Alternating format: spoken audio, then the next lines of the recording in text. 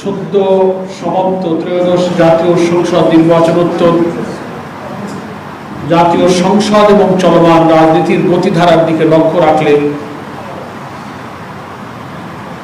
আমরা কিছু হতাশার দিকই শুধু দেখতে পাচ্ছি। জাতির যে গণ আকাঙ্ক্ষা, 18 কোটি মানুষের গণ আকাঙ্ক্ষা, জাতীয় নির্বাচনে যে আশা, উদ্দীপনা, সম্ভাবনা, স্বপ্ন নিয়ে যারা ভোট দিয়েছিল এবং গণভোটের মধ্য দিয়ে 5 কোটি মানুষ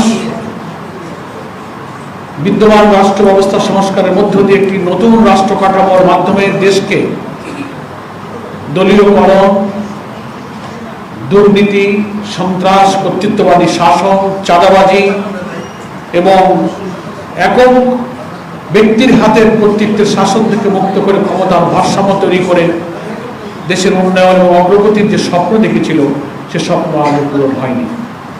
সেই হতাশা দূর করে জুলাই জাতীয় সনদে যে জাতীয় ঐক্যের পরিবেশ তৈরি হয়েছিল, তার ভিত্তিতে গণভোটের যে জাতীয় এবং গণরায় আমরা দেখতে পাচ্ছি বেদনার সাথে, সেই গণরায় কিন্তু এখন ক্ষমতায় অধিষ্ঠিত বর্তমান সরকার বাস্তবায়ন করছে না, বরং তার থেকে সোজা একেবারে ইউটার্ন করে নানান অজুহাত তুলে ভিন্ন ব্যাখ্যা দিচ্ছেন। জাতির এই আশাভঙ্গ, দেশবাসীর স্বপ্ন পূরণ না হওয়া, জাতীয় সংসদের বিরোধী দলের কণ্ঠ রোধ করে গুরুত্বপূর্ণ ইস্যুগুলোতে বক্তব্য দেওয়া, আমাদের 133টি অধ্যাদেশ তার প্রতি কি পরিমাণ অবিচার করা হয়েছে, জাতীয় গুরুত্বপূর্ণ ইস্যুগুলো, গণভোটের রায় বাস্তবায়ন, জুলাই সনদের পুরোপুরি বাস্তবায়নের ইস্যুগুলোকে কিভাবে উপেক্ষা করা হচ্ছে, দেশবাসী তা কিন্তু লক্ষ্য করছে। সে কারণে 11 দলের ঐক্যের শীর্ষ নেতৃবৃন্দ কয়েক দফা বৈঠক করেছেন এবং আপনারা জানলেন যে আজকে সকাল 11টা থেকে 11 দলের শীর্ষ নেতৃবৃন্দ গুরুত্বপূর্ণ বৈঠকে মিলিত হয়েছিলেন এবং সেখানে চলমান আন্দোলনের ভবিষ্যৎ কর্মসূচি ঘোষণার জন্য আজকের এই সংবাদ সম্মেলনের আহ্বান করা হয়েছে। ইতিপূর্বে কয়েক দফা কর্মসূচি ঘোষিত হয়েছে এবং সেটা আমরা সারা দেশে, রাজধানী থেকে সব জায়গাতে সফলভাবে সুসম্পন্ন করতে পেরেছি, আলহামদুলিল্লাহ। আমরা শীর্ষ নেতৃবৃন্দের নির্দেশে আজকে প্রত্যেকটি দলের মহাসচিব এবং তার প্রতিনিধিরা এখানে সংবাদ সম্মেলনে আপনাদের সামনে শীর্ষ নেতৃবৃন্দের সর্বসম্মত গৃহীত চলমান আন্দোলনের ভবিষ্যৎ কর্মসূচি কিছুক্ষণের মধ্যে আপনাদের খেদমতে এবং জাতির উদ্দেশ্যে পেশ করতে যাচ্ছি। সাংবাদিক বন্ধুগণ, আমরা গণভোটের যে গণরায়, সেটা বাস্তবায়নই আমাদের এই আন্দোলনের প্রধানতম লক্ষ্য। কিন্তু বিদ্যমান যে জনদুর্ভোগ, জ্বালানির যে সংকট, হাস্যকরভাবে জ্বালানি মন্ত্রী এবং অন্যান্য মন্ত্রীরা পার্লামেন্টে দাঁড়িয়ে বলেন দেশে কোনো জ্বালানি সংকট নেই, অথচ উনি যখন কথা বলছেন তখন পার্লামেন্টে লম্বা লম্বা গাড়ির লাইন, পার্লামেন্ট না, পেট্রোল পাম্পগুলোতে তেলের জন্য গাড়ির লাইন, শহরে গাড়ি চলাচল কমে আসছে, গুরুত্বপূর্ণ ব্যক্তিরা তেল পাচ্ছেন না। ইভেন পার্লামেন্টে জাতীয় সংসদের সদস্যরা দাঁড়িয়ে ক্ষোভ প্রকাশ করছেন যে ঘন্টার পর ঘন্টা আমিও নিজে তেল নিতে পারি না, অথচ সেই পার্লামেন্টে মন্ত্রীরা বলেন জ্বালানি সংকট নেই। সার সংকট এই জ্বালানি থেকে তৈরি হচ্ছে। কৃষি, আধুনিক যন্ত্রপাতি, এখন ফসল কাটা, ফসল তোলা, মাড়াই করা, প্রত্যেকটি জায়গায় আধুনিক যন্ত্রপাতি ব্যবহৃত হচ্ছে, যার জন্য জ্বালানির প্রয়োজন। সামনে বড় মৌসুম, সার সংকট, হাম পরিস্থিতি উদ্বেগজনক। প্রায় 1.5 লক্ষের মতো হামের রোগী সংকটপূর্ণ অবস্থায় বিভিন্ন হাসপাতালে। স্বাস্থ্য খাত একেবারেই ভেঙে পড়েছেন। পার্লামেন্টে স্বাস্থ্যমন্ত্রীর বিবৃতি, বক্তব্য আর হাসপাতালগুলোর চেহারা একেবারেই বিপরীত। আইন শৃঙ্খলা পরিস্থিতি চরম অবনতি, চাঁদাবাজি আবার চলছে, মারামারি, দখলদারি আবার চলছে, খুন খারাপি চলছে। বিভিন্ন জায়গার কমিটি, নানান জায়গার সমিতি কমিটিতে সেই কর্তৃত্ববাদী শাসনের মতো এখন দখলবাজি শুরু হয়েছে। দখল হচ্ছে, বাতিল হচ্ছে, এবং একটা দলের নেতৃত্বে দেশ যেন আবার সেদিকে চলে যাচ্ছে। আর ব্যাংক খাত একেবারেই ধ্বংস করার দিকে চলে গেছে। এমন কোন নজির আছে কিনা একটা সরকার ক্ষমতা এসে 1-1.5 মাস যে পারে নাই 40-42 হাজার কোটি টাকা শুধু ব্যাংক থেকে ঋণ করেছে, আর ব্যাংকগুলো দখল করে নিজেদের সিন্ডিকেটওয়ালা লোকদের হাতে ব্যাংক তুলে দিয়ে সাধারণ গ্রাহক কোটি কোটি যারা আমানত রেখে এখন চরম উদ্বিগ্নতার জন্য রাজপথে নামছেন, বক্তব্য রাখছেন, কথা বলছেন। এই সামগ্রিক জনস্বার্থ, জনদুর্ভোগ দূর করা এবং দলীয়করণের মধ্য দিয়ে দেশকে যে আবার সেই যে কালো যুগ থেকে জাতি রক্ত দিয়ে ফিরালো, এবং প্রশাসনের মধ্যে যে দলীয় মানে নির্লজ্জ ভাবে যে দলীয়করণ চলছে, এদের বদলি পরে ওএসডি ওনাকে পদত্যাগে বাধ্য করা, একেবারে 1-1.5 মাসের মধ্যে একটা ফ্যাসিবাদী স্টাইলে যার বিরুদ্ধে এতটা ওনারাই বক্তব্য রেখেছেন, আমরা রেখেছি, সেই কাজ নিজেরাই শুরু করছে। সচিবালয় থেকে শুরু করে একেবারে সিভিল অ্যাডমিনিস্ট্রেশনের অধস্তন পর্যন্ত সব সরিয়ে দিচ্ছে। তো ফলে আমরা দেখছি যে শাসন ব্যবস্থার, রাষ্ট্র ব্যবস্থার কোনো গুণগত পরিবর্তন হয়নি। সে কারণে এর একমাত্র সমাধান হচ্ছে জুলাই সনদে যে সংস্কারের ব্যাপারে জাতি ঐক্যবদ্ধ হয়ে সম্মতি দিয়েছিল, সবাই সংস্কারের পক্ষে।